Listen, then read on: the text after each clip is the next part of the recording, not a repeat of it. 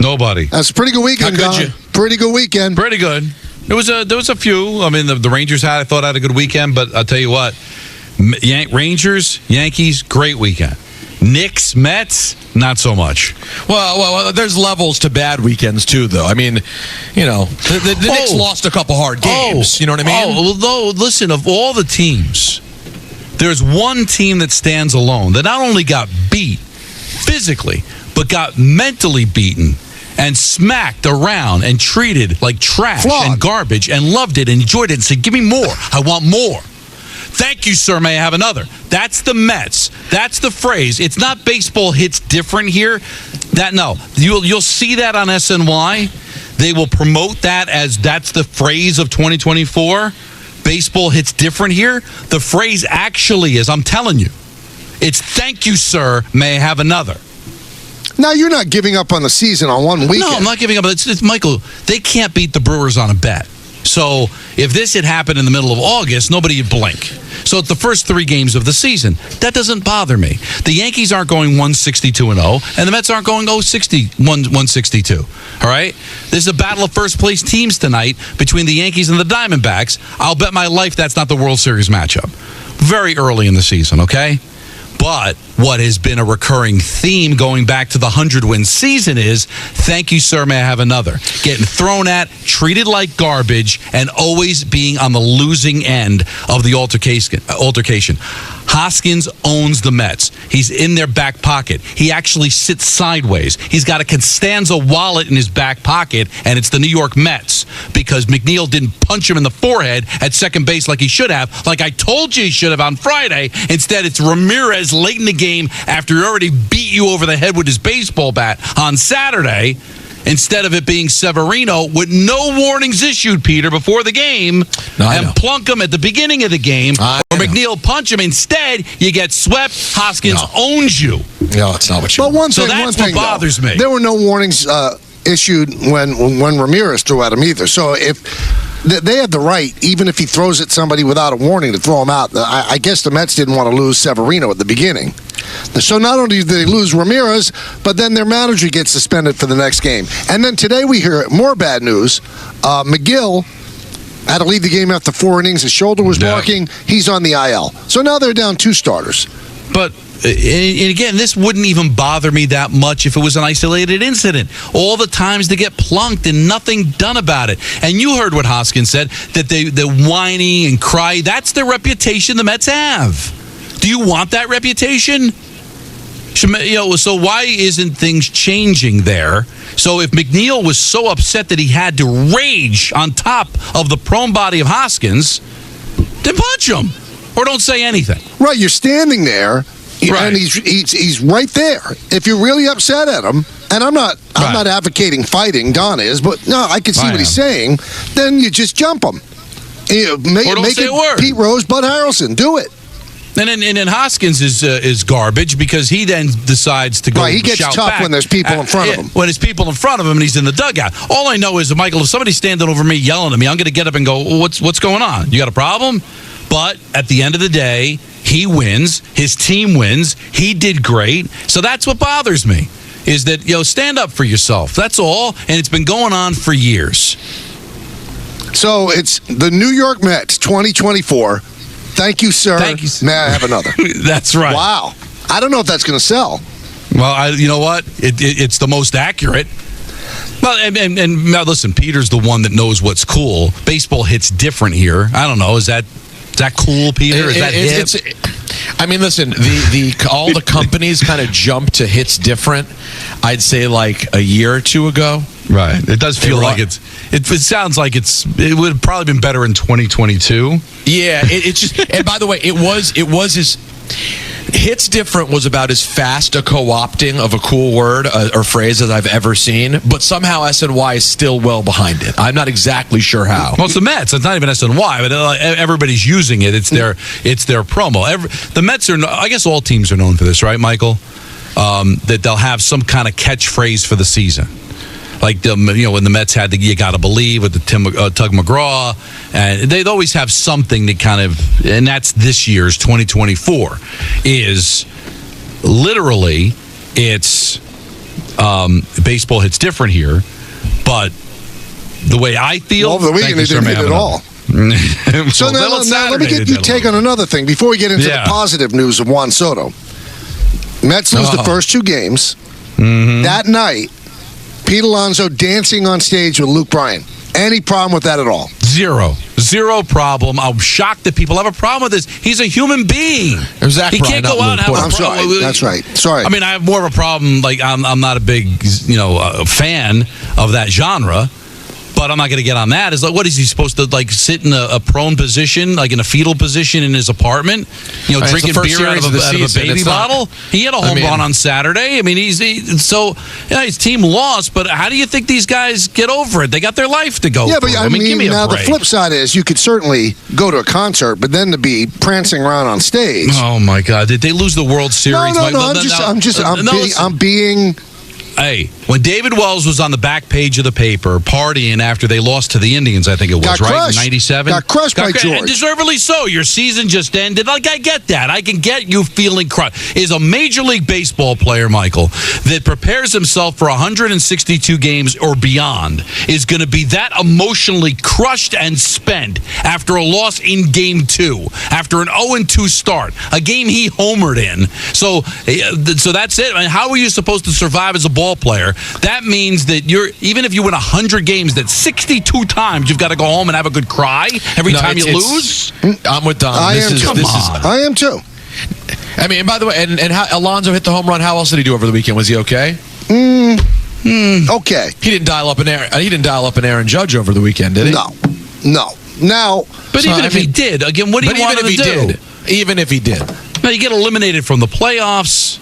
That's a different story. I would think that would affect you. I don't feel like going out, but guy wants to have a good time. Enough about Michael. It's time to talk about my team. What does dial up an Aaron Judge mean? Yeah, what are you saying, Peter? What does that mean? It was a rough weekend. It wasn't a good 4-game set. Really? You're going to concentrate on the guy who didn't do well rather than everybody on the team? Well, don't be so sensitive. Oh my God! First of all, Michael. How dare you? Second of all, you're not even a fan. You're a broadcaster. I'm a Yankee fan. That's my local team, Don. You remember I decided, and they're 4-0 under as my team. They're 4-0. I'm just pointing out on my team when I look up and down the lineup, I see one superstar batting over 500. I see another one batting under 150. We just got to talk through these things. That's all. I've got breaking news. Okay. All right. I don't know if people realize it, but they're going to hear it here now for the first time. Okay. Juan Soto's good. Oh, wow. Thank you. Who are you? Stephen A. Smith with hot takes like this? I'm telling you, Juan Soto is good. And now everybody, you're a baseball fan. Of course you know Juan Soto is good. And I have long said that the Yankees make this deal even if they had to trade the players that they traded, even for 1 year. But when you get to see him pitch by pitch, at bat to at bat, he is really a special talent. I mean, that hit yesterday against Josh Hader. Not many people do that, Don. That's one of the best relief pitchers in baseball, left-handed against Soto. Game on the line, and he gets a base hit to left field. I mean, what a great weekend for the Yankees all around. Don't talk to me. Talk to your fans. Thank you. The ones that call the Kay show. Oh, he's overrated. I don't care if they don't bring him back because they don't see 600 home runs and 1,000 RBIs. And Michael, we got a call during Game 1. We got a call saying Soto's not good. He's overrated. This doesn't make sense. He's just not good. So that happened during Game 1. During game. Did you hang up on the person? Well, let's be fair. It was before he had a critical base knock and also won the game defensively. It was before that had happened. But Peter, he got to hit his first at bat. So what made somebody think that he was not good? It wasn't a home run. It was just a hit. Just a base hit. Well, the person who called, you are banned from this show forever. But he's not the only one. Anthony, we've not a bunch, but there's been a few people that think that he's overrated. People are idiots. But here's the thing, Michael. I think it's. I'm going to play pop psychologist. I think it's trying to prepare themselves for losing him in free agency. Not falling in love. So if I don't fall in love with him, I talk about how overrated he is. If he goes sign somewhere else, I can say, well, see, I told you I didn't want the guy anyway. So I think that's probably why they feel that way. And also, let's face it, Michael, I'm not going to get on Yankee fans because it's Met fans too. Baseball's a regional sport. So they focus on their team, and they probably don't really pay that much attention to what's going on outside of their team. So what this guy did in the National League with the Nationals and the Padres probably didn't resonate with a lot of Yankee fans. Same thing with like Met fans when they bring over a guy from the American League, because they don't spend a lot of time watching those guys. So they look at the stats, and let's face it, they're not Aaron Judge stats. He hasn't hit 60 home runs. He's not driving in 150 RBIs. But what he is what people have described him as is like this generation's Ted Williams. I didn't see Ted Williams play, but I know he was pretty good. Now, and that's a pretty interesting comparison to me. So the Yankees evil empire on Twitter, about 2 hours ago, they actually wrote this to me. You ready? Yes. So when the trade happened, you were disappointed that King went to the Padres. How do you feel about the trade now, seeing the first series of both teams? Don, did I ever say that they shouldn't have traded? I said the one thing that hurts is Michael King. Yeah. That's one guy that hurts. You said. That's exactly what you said, is that you do it. You do it every day. 8 days a week, as the Beatles say. Twice on Sunday. But the one guy that you wish you didn't have to give up was King. I'm losing faith in the human race. What I need to do, I keep talking about I want Marco to be a lefty. No, I want Marco to be an ear doctor, because I'm telling you, nobody listens anymore. Nobody hears anything. They must have bad ears. We must have a nation of deaf people, because nobody hears a word you say. Oh, I think it's deeper than that. I think people are morons. Well, I appreciate what Michael said. So think about that. We're in the first segment of the show. We're like 11 minutes in. He's already thrown idiot and moron out. I support this. I sometimes need this. On our morning show today, we were talking about how dumb people were today. And sometimes I get frustrated because my dear friend Shawnee, he's a great guy, but he's always sort of explaining what dumb people are thinking. Well, the thing is, and I'm like, sometimes I just don't have time. Why? Is he the spokesman for dumb, Shawnee? Yeah, why is he the spokesman? No, I don't know why. Honestly, it's a choice that he's made. Bad choice. He feels for the everyman and like wants to explain for them. And I think it's bad business to be in. You know what? So he's dumbsplaining. He dumbsplains, and I appreciate it. But like sometimes you got to just let people soak. If you have anything negative to say after this weekend, now Michael, listen, we were sitting here on the air. Your very own producer, your crack producer. Oh, it's really irritating. The Marconi winning Anthony Pusick was not high on this Yankee team early in the day. Last week on opening day. Wow. He was not last Thursday. Right. If he was a priest, he would be performing last rites down 4-0 in the 6th. Wow. Yeah, he was not in a good way. and listen, what I loved about that first game, Michael, and obviously this is our first time having the pleasure to talk with you since. What I love is you could totally look at that game through a negative lens.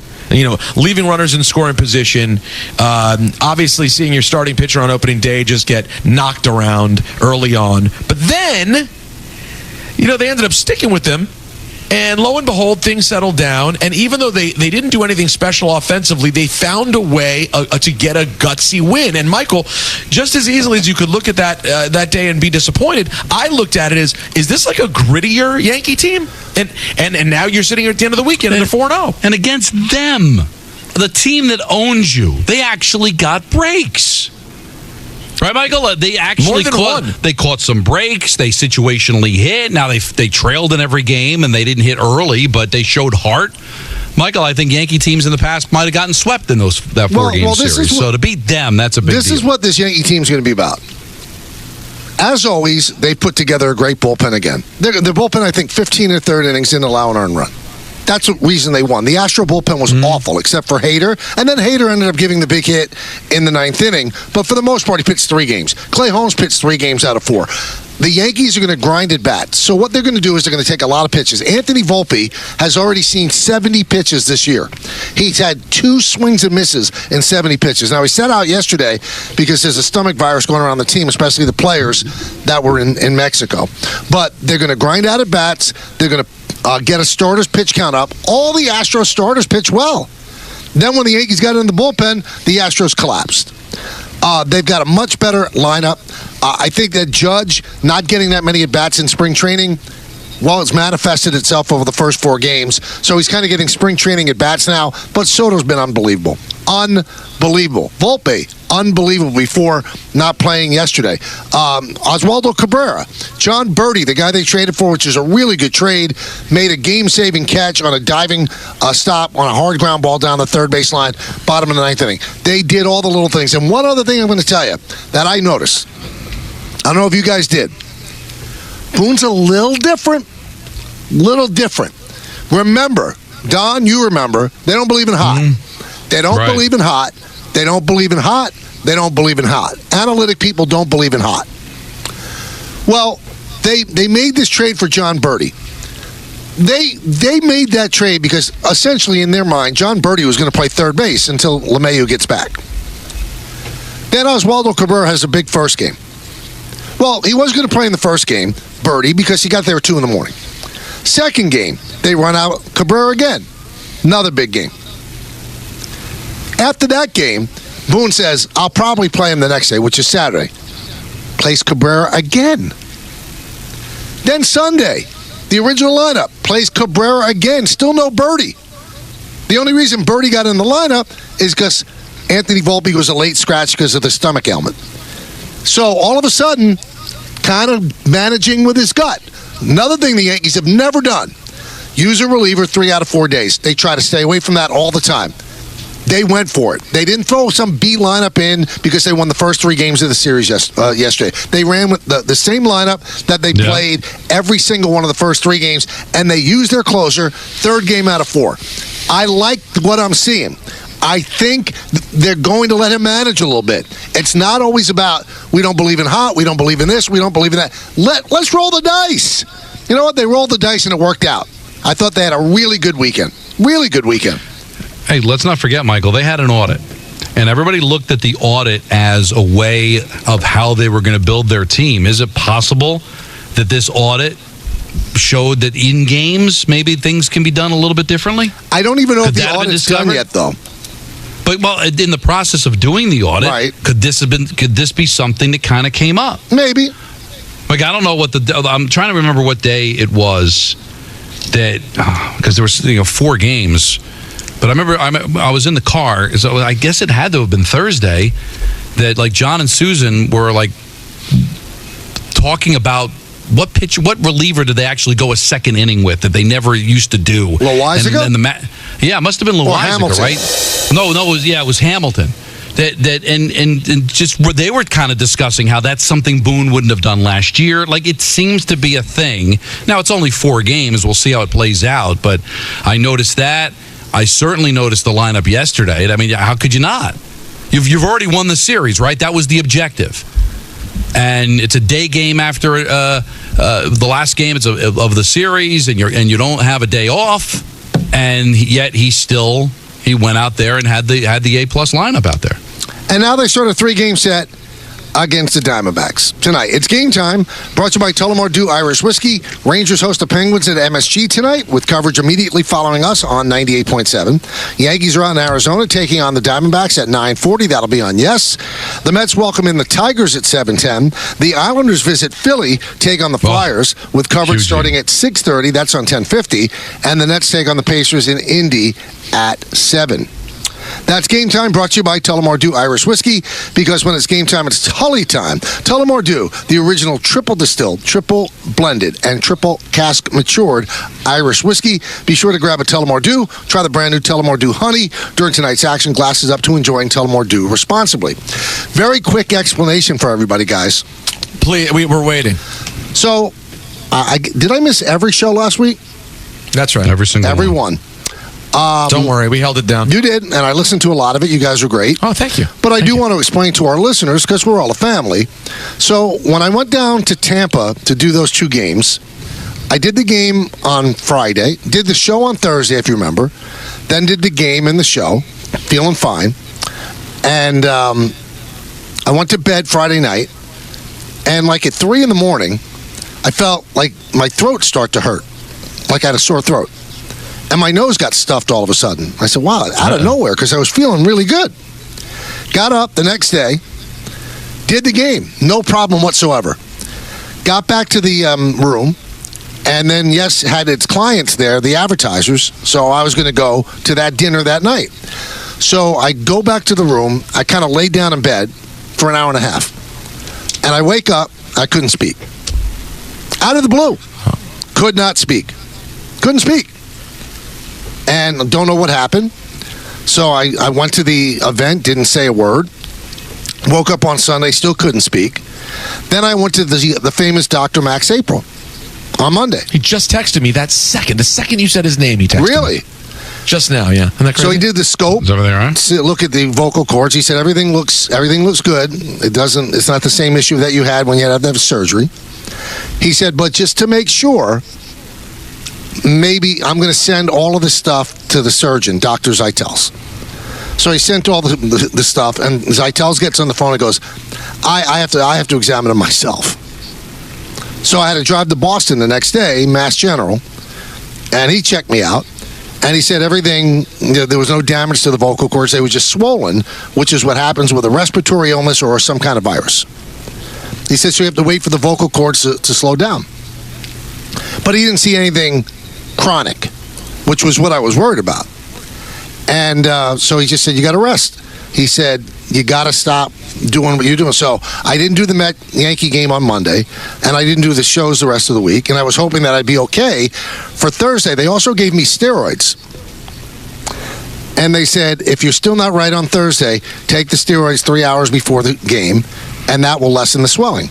Well, you know how my mind works, Don. I wanted to save this. I wanted them in my holster. So I said, I think I can do it. So I did it. And then I had Friday and Saturday off because of Apple TV and Fox, and came back and I did the game yesterday. And I'm still not 100%, but good enough to talk. And this is the first real test where I have to do a radio show in the game. So that's where I stand. That's what happened. And I still have the steroids in my pocket. I have not taken them. And that's where we are. So I thank Don and Peter for holding down the fort, and for all of our listeners for understanding as well. Happy you're back, and hopeful that there's no setbacks this week and you keep on rolling. That would be fun. That would be fun. Time now for the tournament update, Peter. Brought to you by Schweppes. Wow. The Final Four is set. Peter's thrilled because NC State knocked off Duke. Oh, yeah. I hate to see it. So their magical run continues against Purdue Saturday at 6:09, followed by UConn against Alabama. I don't know how anybody's beating UConn. And then we've got two unbelievable women's games tonight on ESPN. I mean, classic games. A rematch of the title game last year. So you have LSU against Iowa, Angel Reese against Caitlin Clark. You kidding me? And then you have USC against UConn. It's very good. It is really good. And we're going to have a great guest, Andrea Carter, at 3:45 to talk about it, because they're expecting record numbers, TV-wise, ratings-wise, tonight on ESPN. So it all starts at 7 o'clock. That's the tournament update presented by Schweppes. Schweppes offers above-the-rim refreshment and is proud to sponsor the Big East Conference. Enjoy the madness and take a break from the hoops action with a Schweppes Seltzer or Schweppes Ginger Ale. There you have it. Are we ready for a great show, guys? Yes. And Jeff Passan's coming on at 4 o'clock. And he is red hot. I don't blame him. Did anyone post the text? I sent the text to Anthony. Did we post it? I didn't see it posted. That's not for me to post. No, I said. I gave you permission. I didn't feel comfortable doing that. Yeah. Well, what do you mean? See, I have permission from me and Jeff. He literally gave a thumbs up. I said, I'm posting this. He said, thumbs up. Don't you feel worried about it? Yes, he happened to use the S word in the text, but guess what? He's red hot. Now, I don't know what he has nothing to be mad about. No, it's we had a theory on which way it could go with our listeners, and they chose one over the other. Now, the one they chose sex over weed. Right. So, Peter's wife, Natalie, her drop wins over beats Jeff Passan's. Smoke weed every day. And Jeff very upset. Very upset. And by the way, accusing us of something nefarious, when in fact, and I'll tell this to him when we talk to him, Natalie didn't even tweet out, nor did I. No one tweeted out, this is close, go vote. It's how it went. I think if we all were given truth serum, we wanted Jeff to win. No, not me. I'm rooting for me. Well, I wanted Jeff to win because I like smoke weed every day. Well, I know because it's out of context. It's great theater, but for Jeff, we just parachuted it on something your wife said, and the pervs that listen to the show, they take care of themselves to it. And I don't, my God! And I don't need that. Get control of I him. don't need that to be something that drives a vote. Well, remember Gigi?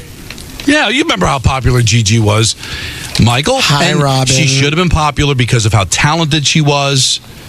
And instead, it was, hi, Robin. And you know how these pervs go. Wow, that's strong words. You've come out firing today. I told this story on the Yankee game. I have not told it on the radio. Different audience. So on the Saturday that I'm going to do the game in Tampa, as I said, I felt my throat get scratchy overnight. So I stopped at a 7-Eleven, which is right near the Yankee complex.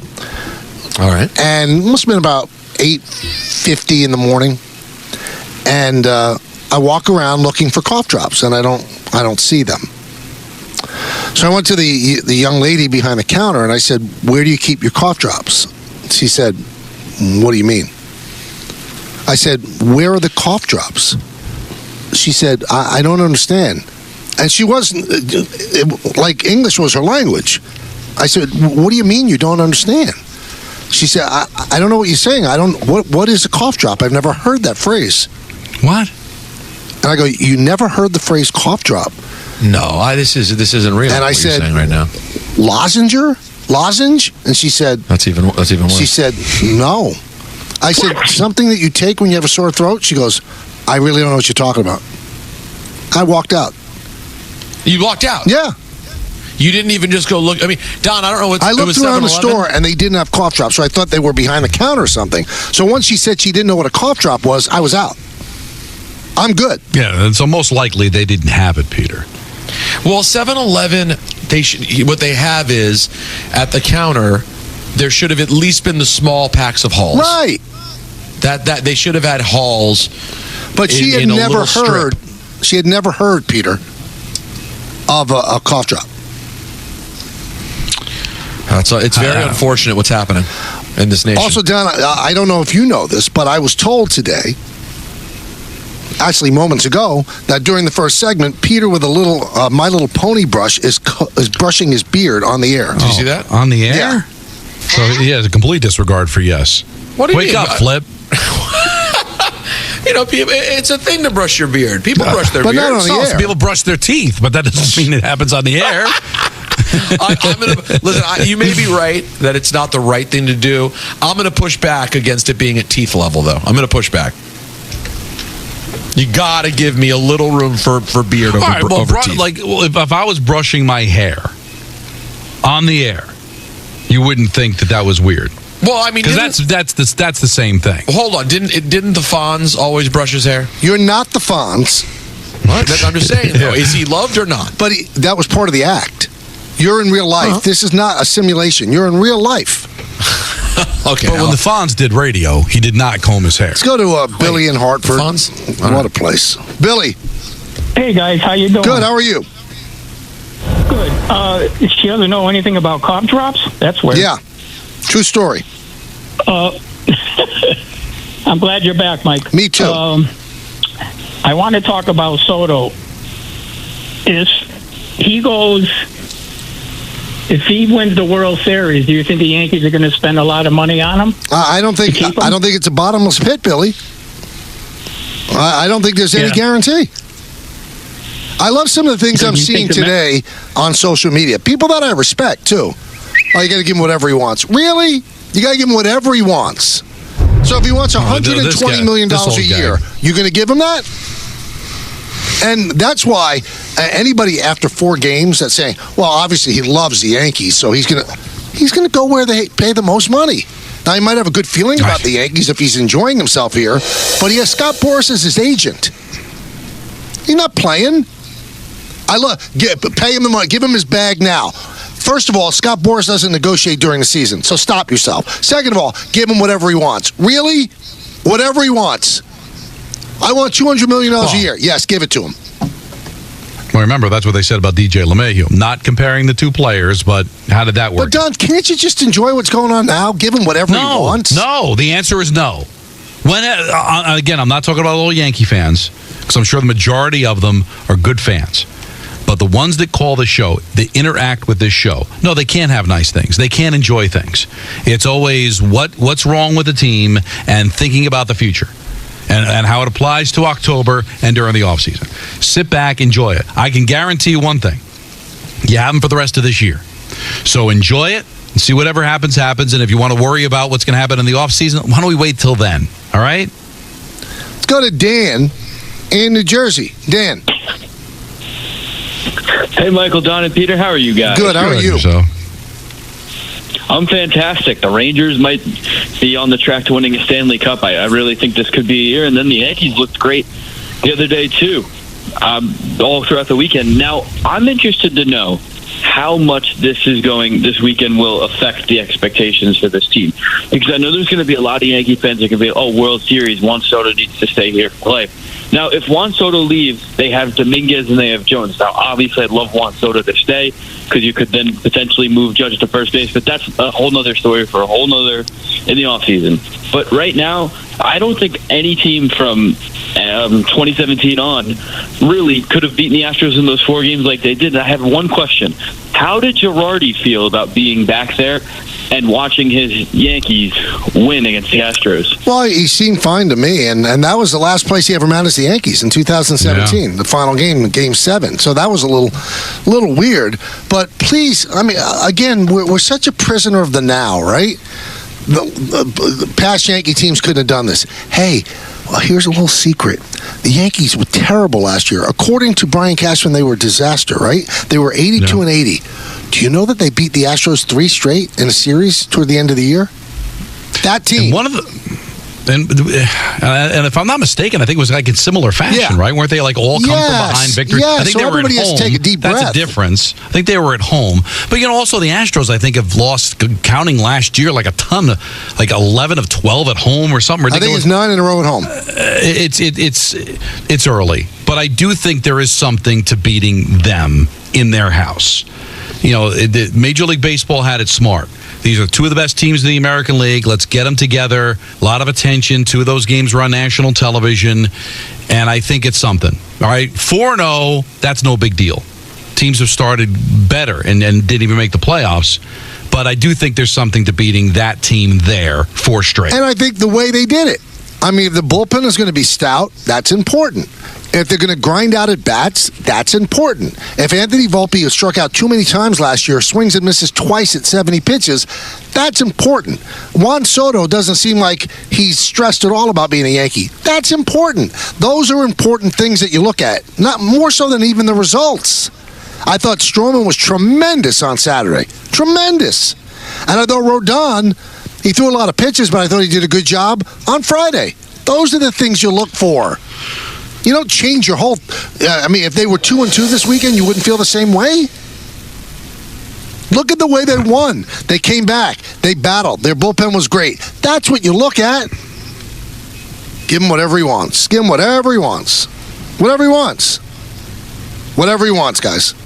That's it. Andrea Carter is going to break down the great doubleheader tonight on ESPN. She's very good. Oh, we'll see. You've been talking her up all day. Yeah. I think she's been... The second I first saw her on TV, I was like, she's very good. Who is this? Wow, she is... She's very good. She's a good player, but she's very good. Very good. There is a speed bump on the road.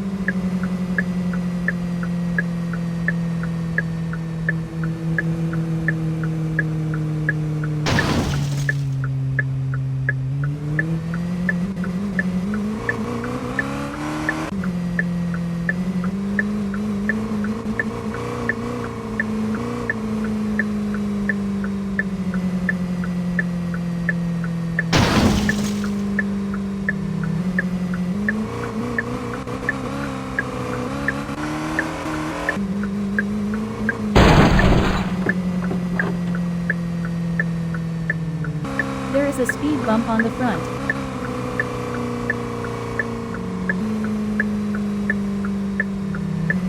There is a speed bump on the front.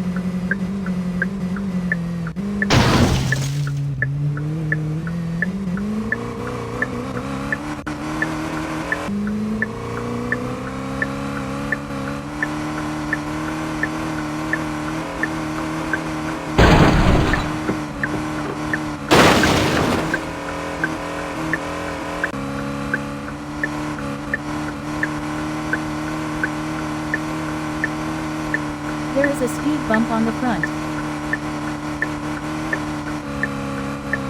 There is a speed bump on the front.